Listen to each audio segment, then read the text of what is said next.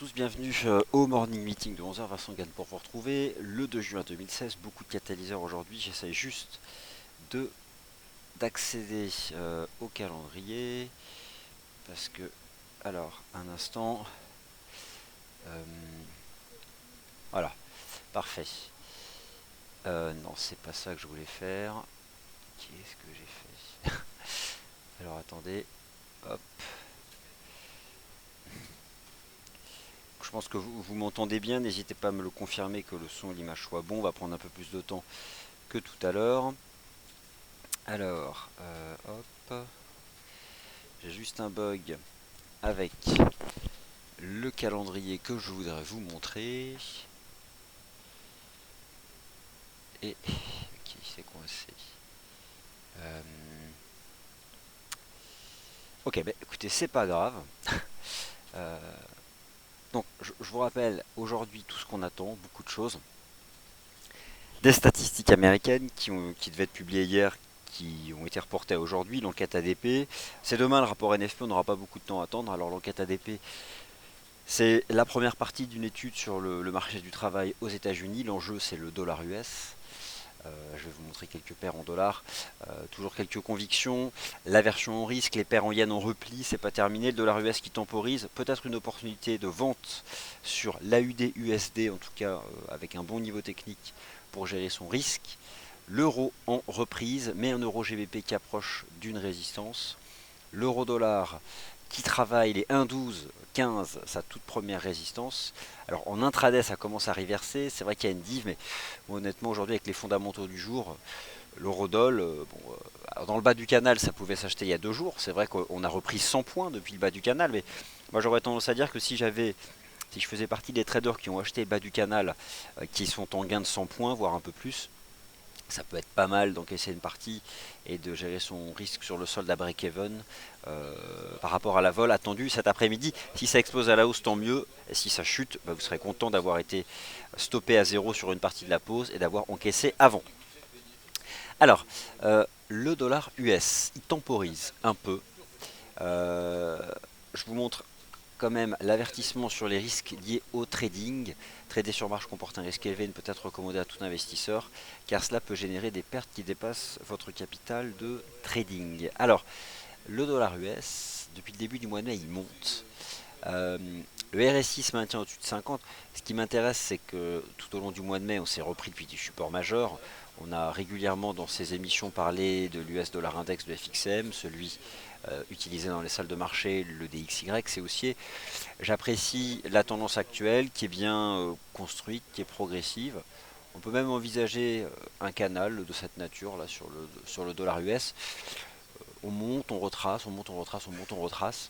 Bon, hier, l'indice PMI manufacturier selon l'ISM a dépassé les attentes. L'enquête ADP, si elle est solide, ça ne peut que renforcer le dollar US, sauf si mauvaise surprise il y a. Et bien sûr, demain, le rapport NFP. Donc, moi, le dollar US, j'ai toujours tendance à croire qu'il peut s'apprécier. On va reparler ensuite de l'euro-dollar et d'autres taux de change. Et bien sûr, on n'oubliera pas aujourd'hui le prix du pétrole. Avec la 166e réunion de l'OPEP à Vienne, on a déjà le ministre du pétrole du Koweït qui déclare qu'il n'était pas nécessaire de mettre des quotas de production. Donc il y a des choses comme ça qui filtrent un peu. Mais la conférence de presse finale, ce sera organisée à 16h. À 16h. Donc, le dollar US, toujours en bas de canal. Bon, je commence par le FX. Imaginons. Donc, on va parler de day trading. Sachant qu'aujourd'hui, je vais essayer de ne pas. Je pense qu'il faut se méfier aujourd'hui de l'euro. Mais il y a des stratégies qu'on peut mettre en place qui sont décorrélées. Alors, le bas du canal, ici, hein, sur l'US Dollar Index, qu'est-ce qu'on peut envisager? J'ai ici l'AUD USD qui m'intéresse pour trois raisons, qui sont des raisons d'analyse technique. La première, l'approche contrarienne donc des marchés financiers. Approche contrarienne des marchés financiers. Dans toute la phase de baisse, il y a eu donc une envolée des positions longues et ces positions longues restent largement majoritaires. Donc le principe c'est lorsque le prix baisse et que le réservoir des acheteurs parmi les traders particuliers se renforce, c'est un facteur de baisse, c'est toujours le cas. Donc voilà, ça du point de vue du sentiment du marché, c'est plutôt un facteur de baisse. Maintenant sur le plan technique, Le dollar US reste fort. On s'est repris. On forme une résistance à 0,73. On a ici une mèche haute. On a cette ligne de tendance. Je ne sais pas précisément, personne n'a de boule de cristal, ce que fera le taux de change AUD-USD. Par contre, d'un point de vue du money management, j'ai quelque chose de précis. C'est-à-dire qu'en l'état, il ne faut pas que le marché redépasse 0,73. Euh, bon, ça permet de gérer son risque. Il y a presque l'esprit d'une divergence baissière cachée ici. Hein. Vous regardez le RSI D1, on dépasse ici, on sort par le haut d'un range sur le RSI, ce qui n'est pas le cas sur les prix. On a ce petit canal de baisse, il y a le SSI, il y a la séance d'hier avec cette mèche haute. C'est assez similaire à ce qu'on avait connu ici le 17 mai. Bon, il y a la force propre au dollar US. Il y a des éléments quand même pour un day swing trade. Hein. C'est pas du moyen terme. Je me trompe peut-être. Et dans ce cas, le marché dépassera 0,73. Ce que je sais, c'est que le risque financier, je le vois limité à environ 75 pips pour en espérer, espérance de gain, plus d'une centaine. Ça me paraît donc intéressant. Voilà donc pour ce premier taux de change en dollars. L'USD Yen se replie, les paires en Yen sont sous pression, le Yen se renforce. Il y avait un piège, enfin un piège oui et non, mais ce qu'a fait le taux de change USD Yen, c'est proche de ce qu'il avait fait ici en janvier, il tente de dépasser le même 50, il réintègre. On avait ce petit canal de baisse, on en sort par le haut avec un gap haussier de corps, et puis finalement on réintègre. Donc ça c'est plutôt un facteur de baisse. Et j'aurais donc tendance maintenant à dire que le taux de change USD Yen, il est à nouveau couvert par MM50. D'ailleurs, on l'a testé pile poil en haut à 109,58. Ici, la moyenne mobile à 50 jours. Et moi, je ne serais pas surpris que ça se replie en direction des 108,22. 108,22, bon, ça correspond à un niveau de chartiste. Voilà, c'est essentiellement donc le yen qui se renforce. Je pense qu'on peut revenir ici donc, dans cette zone de prix, que la baisse n'est pas terminée.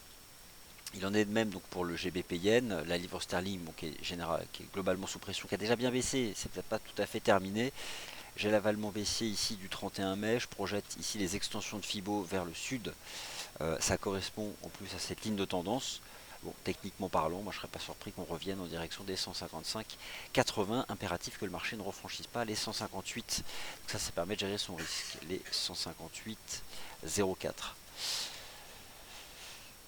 Le taux de change USD CHF, c'est l'euro dollar à l'envers, donc bon, voilà, on amorce un petit repli.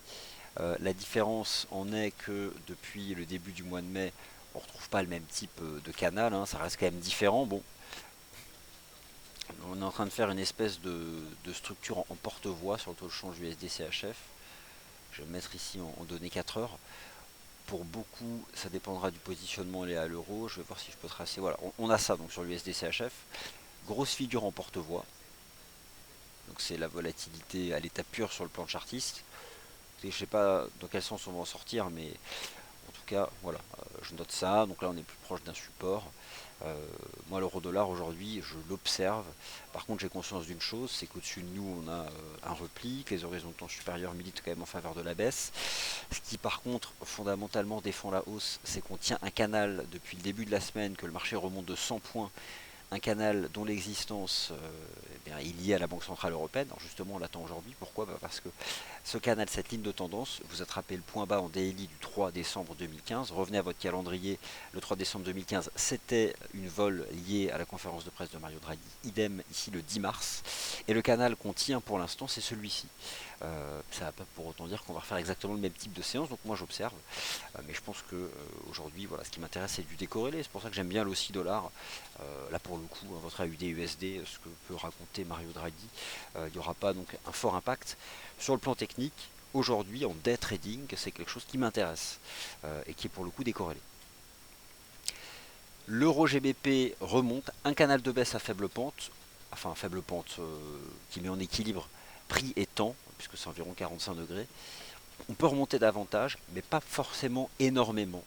Je m'intéresse au haut de canal. Si je zoome ici sur l'euro GBP, ça me donne 0,78. Alors pourquoi pas 0,78, donc comme un niveau de résistance. Je vais juste passer, voilà, je vais dans la salle de trading. Confirmez-moi quand même que vous m'entendez correctement. Je vois que c'est le cas. C'est bon, ça a l'air de marcher nickel. Voilà, parfait. Donc voilà pour le dollar US, la livre sterling, l'euro dollar, les paires majeures, l'AUSSI dollar. Alors, autre chose qui, qui renforce, je vous ai présenté un certain nombre d'arguments contre, en tout cas pour euh, de la baisse à court terme de l'AUD-USD. À très court terme, hein, je dis bien, le NZD-USD, même catégorie, on va dire, assez corrélé, au fond, c'est deux taux de change, sous résistance. Sous résistance, 0,6822. Donc, en l'état, la conviction directionnelle, elle n'est pas hyper forte de ma part. Par contre, à la recherche du money management, là j'ai une conviction forte. C'est-à-dire que ces deux marchés sont sous résistance, sont étanches à ce que pourra raconter Mario Draghi en conférence de presse. Donc moi j'appelle ça des stratégies décorrélées de l'euro. Et il y a des éléments techniques en faveur de stratégies de vente, dont ici l'avantage principal reste la gestion du risque. Elle est limitée, mais il faut l'accepter. C'est-à-dire que si on dépasse les résistances dont je vous ai parlé, vous ne devez plus être dans le marché. C'est pas possible. Parce que d'une part, ce serait des stratégies invalidées, et d'autre part, ça veut dire qu'on monterait beaucoup plus haut. Donc voilà, c'est aujourd'hui, moi, ce qui m'intéresse, c'est deux taux de change donc en dollars. Alors, bon, même sur l'euro-yen, hein, vous pouvez constater donc que le yen reste quand même la devise la plus forte depuis le début de la semaine. Euh, voilà, donc ça c'était pour le marché des changes. Je pense que j'ai couvert tous les taux de change. On va passer sur les indices boursiers et puis je répondrai ensuite à vos questions. On parlera bien sûr du pétrole. Pétrole qui est sous 50 dollars, qui plafonne. Bon, il y a deux écoles de pensée. Soit le prix du pétrole dépasse fortement 50 dollars et continue d'accélérer. Depuis début février, on valait 26 dollars le pétrole, le baril de pétrole, on vaut 50. On a doublé, donc voilà, c'est une chose à noter. Alors, que nous disent les indices boursiers? On parlera de Wall Street cet après-midi. Moi, je reviens simplement donc sur ce que font les indices boursiers de la zone euro. Tous les indices boursiers de la zone euro reculent depuis le 31 mai. Alors, le 31 mai, c'était la session de mardi. Donc voilà, on a commencé à reculer il y a environ 2 jours. Techniquement parlant, tous ces marchés étaient conjointement sous résistance. Les 10 330 du GR30, les 4530 du FRA 40, le CFD qui représente le CAC, et ici donc l'Eurostoxx 50 en intraday. On a fait une jambe de correction. Là on fait un repli, on fait un petit rebond. Est-ce que c'est terminé cette correction? Moi j'en ai pas la certitude, parce que je vois encore technique sur le plan du momentum des paires en yens sous pression. Euh, j'ai le sentiment qu'on a mis une jambe corrective, enfin un tout petit range, mais qu'on peut remettre une jambe corrective.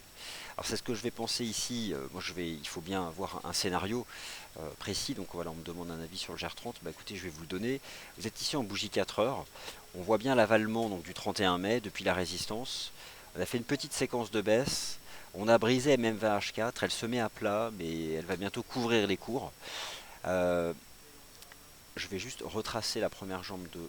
Voilà, on a le 50% qui correspond à la MM20. Moi, mon opinion, sous cet indicateur de tendance, il est environ à proximité des 10 270, c'est qu'on pourrait remettre une petite jambe corrective. Alors, on rentre en range probablement entre 20 et 50 jours sur cet horizon de temps en H4. Elles sont assez efficaces. Mais le fait qu'on les brisé m'invite à penser que soit on fait un flat jusqu'à ce que l'indicateur remonte, soit on va la chercher plus bas. En tout cas, en termes de rendement, de gestion du risque, elle est parfaite cette moyenne mobile à 20 périodes sur l'horizon de temps 4 heures, parce qu'elle s'est mise à plat, donc elle peut être assimilée à un niveau de chartiste horizontal. Il n'y a rien de mieux pour gérer son risque. Donc voilà, parmi les résistances qui m'intéressent pour quelques stratégies de day trading, les 0,6822 kiwi dollars, les 72,97 dollars aussi dollars, pour chercher 0,71, et la moyenne mobile à 20 périodes sur l'horizon de temps H4, ici donc sur les bougies japonaises, pour le GR30. Alors, est-ce que c'est une approche qu'on retrouve sur l'Eurostoxx 50? C'est rigoureusement la même chose. Ces deux marchés se ressemblent, logique, l'un compose en partie l'autre. Et puis ce sont surtout deux contrats à terme bien traités, donc généralement il y a peu de différence. Mais parfois certains, peut-être un peut-être plus propre que l'autre. Alors sur le USTX 50, le CFD ici, les bougies H4 qui représentent l'indice Eurostoxx 50, le rejet depuis les 3090 points, donc la résistance, la première jambe de baisse. Là on fait une toute petite reprise. J'ai le sentiment qu'on peut remettre une jambe baissière. Alors de quelle amplitude je sais pas. 3005, 3010, c'était plus ou moins ce que j'avais en cible sur l'Eurostoxx 50. On vaut 3040. Donc voilà, peut-être encore 1% de repli sur ces indices boursiers de la zone euro. Alors bien sûr, indice boursier de la zone euro, cet après-midi, la Banque Centrale Européenne. On peut aussi faire le choix de ne pas y toucher et les regarder, hein. C'est-à-dire que je pense qu'il y aura de la volatilité sur l'euro-dollar. Il y en aura aussi sur les indices boursiers. Regardez donc ici en données journalières. Je vais juste remonter, donc on a dit le 3 décembre. Le 3 décembre, c'était la BCE. Voilà l'impact qu'on a eu sur les actions de la zone euro. Une volatilité de 200 points sur l'Eurostock 50, c'est énorme. Hein. Lorsqu'on vaut 3000 points, c'est énorme. Et enfin le 10 mars, donc là je suis en avril, je vais revenir. Donc ça c'était le 10 mars, pardon, c'était la volatilité du 10 mars. Ici je vais rechercher celle du 3 décembre. Alors c'était, non, je suis en février 2016, il faut juste que je redescende. Voilà, une volatilité le 3 décembre de donc 3517 de 200 points. Donc en gros, ce qu'on peut observer sur les deux dernières décisions de politique monétaire de la Banque Centrale Européenne, c'était environ 300 points de volatilité sur l'euro-dollar et 200 points sur l'Eurostoxx 50. À partir de là, ça peut clairement nuire à des stratégies intraday pour laquelle la gestion du risque généralement est beaucoup plus serrée que 200 points. Donc la solution, ça peut être d'observer, parce que derrière on aura du directionnel, et aujourd'hui de faire du décorrélé. C'est pour ça que j'ai commencé le morning meeting par justement ces paires de devises qui sont faiblement corrélées à la direction de l'euro, donc la UD-USD ou encore le NZD-USD qui testent ces résistances en question. Alors le contrat Bund, pas grand chose à dire, ce marché se maintient en range, de toute façon il n'y a plus grand chose à attendre de ce contrat. Le rendement il est tout en bas, il ne bouge pas, il est autour de 0. Prenez la courbe des taux souverains de l'Allemagne fédérale, entre 0 et 8 ans c'est négatif, donc c'est une courbe plate qui est sous 0, et ça remonte un peu, à 9 ans et à 10 ans c'est légèrement positif, mais c'est bas. Le marché fait plus grand chose depuis quelques semaines, et sur le court terme il s'est mis dans un range trading 163, 164, 58. Bon, alors à terme, on peut être peut-être plus ambitieux, on a cette ligne de tendance, le marché dérive à plat, mais c'est vraiment lorsqu'on reviendra au contact de la ligne de tendance que j'envisagerai quelque chose sur un horizon de temps supérieur à l'intraday. Là, on s'est vraiment mis dans ce range-là, donc j'en attends pas grand-chose. Voilà, voilà, donc ça c'est ce que je pouvais vous proposer sur tous ces marchés. Je vais juste passer en horaire sur le USTX 50. Voilà, bon, bah, ça nous dit plus ou moins la même chose. Non, j'ai pas de figure particulière à relever sur cet horizon de temps. Alors, on va passer sur le prix du pétrole. Alors aujourd'hui, sur le pétrole, le temps que ça charge, il y a plus ou moins tout ce qui peut faire décaler le marché. Il y a trois éléments moi qui m'intéressent. Ce qui se passe sur le prix du pétrole depuis le début du mois de février, dont on ne parle pas beaucoup, mais finalement c'est assez significatif. Un marché qui passe en février, mars, avril, mai, en 4 mois de 25 dollars à 50, c'est un marché qui double. Voilà, donc c'est un marché qui double. 100% de performance pour des achats pétrole tout en bas. Pour ceux qui, bien sûr, ont fait le pari que le seuil des 25 dollars tiendrait. Aujourd'hui, les stocks hebdomadaires de pétrole aux États-Unis, donc forcément avec un impact régulier sur le WTI, c'était plutôt un impact haussier ces dernières semaines d'ailleurs. Et enfin, la 169e réunion de l'Organisation des pays exportateurs de pétrole, l'OPEP, qui fait débat puisque depuis le début de l'année, on évoque la mise en place de quotas de production. Donc un quota de production, qu'est-ce que concrètement le marché attend? Vous prenez les principaux producteurs, mettre en place un plafond de production pour l'offre, pour faire en sorte que, que le spread, l'écart entre l'offre et la demande se réduise, en tout cas ici par la mise en place de quotas. Bon, lorsqu'on regarde déjà des déclarations qui filtrent ce matin à Vienne, puisque tout a commencé à 10 heures, on parle, ils excluent ce type de choses. Alors, on aura une conférence de presse du secrétaire général de l'OPEP à 16 heures. D'ailleurs, les stocks de pétrole, ça doit être publié plus ou moins à 16 heures aussi, ou 16h30, je sais, ouais, 16h30. Donc voilà, ce sera l'intervalle de volatilité pour l'US Oil. Alors un peu d'analyse technique maintenant. Donc ici vous avez donc toute la hausse. Alors regardez le point bas du 11 février, qui correspond d'ailleurs à celui des indices boursiers. C'était, on avait fait 26, on a dépassé 50, donc c'est un marché qui a doublé. Maintenant on temporise sur 50, 50 dollars c'est pas forcément un niveau chartiste, par contre ça reste quand même un chiffre rond, et au-delà de ça, ça a donc fait x2 depuis le début du mois de février. Bon, j'envisage pas moi que le marché accélère et dépasse la résistance. Après c'est possible du point de vue de la tendance, mais est-ce que ça va intervenir maintenant? On va dire aucune certitude à ce sujet. Ça a tendance à temporiser. En intraday, on avait fait un double top, mais c'était un double top intraday. On a fait la cible depuis. Voilà, hein, c'était ce double top sous 50.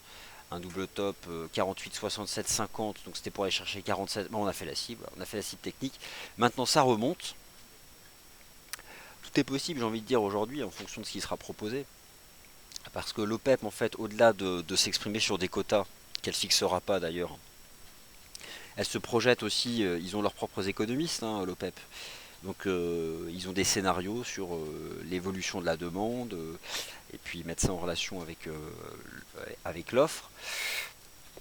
On verra bien. Pour l'instant, on dérive à plat sous 50. Il y a cette ligne de tendance qui guide toute la reprise depuis le début du mois de février. Ça fait longtemps qu'on ne l'a pas testé. À suivre donc cet après-midi. Alors, je me tourne maintenant vers les questions. Donc un mot sur le DAX, le GR30. Bah, écoutez, je viens de le couvrir en détail, donc je pense que ça suffit. Bonjour Vincent, si Brexit égale non, la livre monte. Alors, ah bah tiens, on va en parler de la livre sterling. J'en ai beaucoup parlé tout à l'heure et en fait, j'en ai pas reparlé à l'instant. Alors, pour la livre sterling, la séance du jour n'est pas forcément majeure, euh, sauf bien sûr l'éventuelle corrélation avec l'euro. Donc la livre sterling, on va la regarder sous toutes ses coutures à travers le GBP Yen, l'euro GBP, le GBP USD et le GBP NZD. Le guide suprême du GBP USD, c'est le câble. Donc le voici, le câble. Un range 1,4330, 1,4769. Ça n'a pas fini de baisser selon moi, mais on a fait l'essentiel du chemin. C'est-à-dire que j'ai quand même le sentiment qu'on peut rejoindre 1,4330, environ une centaine de points de baisse supplémentaires.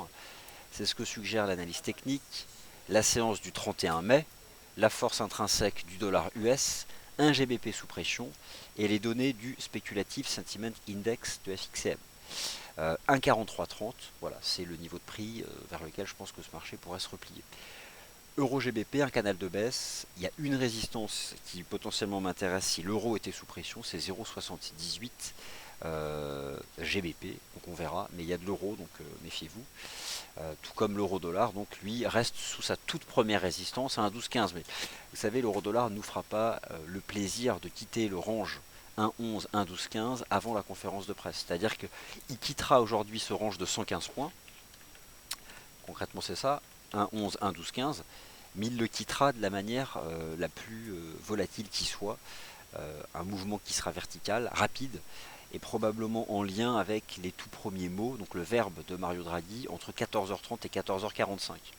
Voilà, les tout premiers mots, ça va impacter. Donc, est-ce qu'on parle de taux négatif, est-ce qu'on ne parle pas de taux négatif, la perspective de développement du quantitative easing ou non, l'approche qu'ont les économistes de la BCE par rapport à la macro au sein de la BCE, etc. etc. C'est pourquoi moi aujourd'hui je veux du décorrélé ou rien du tout. Et c'est pour ça que je reviens donc sur cette hausse dollar qui pour du day trade me plaît en gérant le risque au-dessus des 0,7296. Alors, je vous ai dit le GBP Yen et le GBP NZD, donc j'y vais tout de suite. Le GBP Yen, si j'en ai parlé tout à l'heure, j'estime que ça n'a pas fini de baisser et j'envisage un repli en direction des 156, voire 155,80. Le bémol serait du côté du GBP NZD qui a bien baissé, mais sur le court terme, il peut remonter vers 2,15, essentiellement parce que le NZD USD se retrouve sous résistance. Donc voilà, c'est ce que je pouvais vous proposer. Donc, pour conclure, grosse session macro aujourd'hui, la Banque Centrale Européenne, les statuts US, l'OPEP à Vienne. Ce qui m'invite à me détourner de tout ce qui est lié au pétrole, au dollar canadien et à l'euro pour des stratégies de day trading et à continuer donc de faire confiance à la force du dollar US, même si ça a ralenti. Et pour en venir à ce qui finalement est complètement décorrélé de l'Europe, l'Aussie dollar et le Kiwi dollar avec deux belles résistances pour gérer le risque. 0,6822 ici et 0,73 ici. Et donc pour répondre enfin à la question de Richard, en effet, donc on vous propose une émission, un webinaire à partir de 14h15 pour suivre en direct l'impact de la conférence de presse de Mario Draghi. Je vous dis donc à tout à l'heure, 14h15.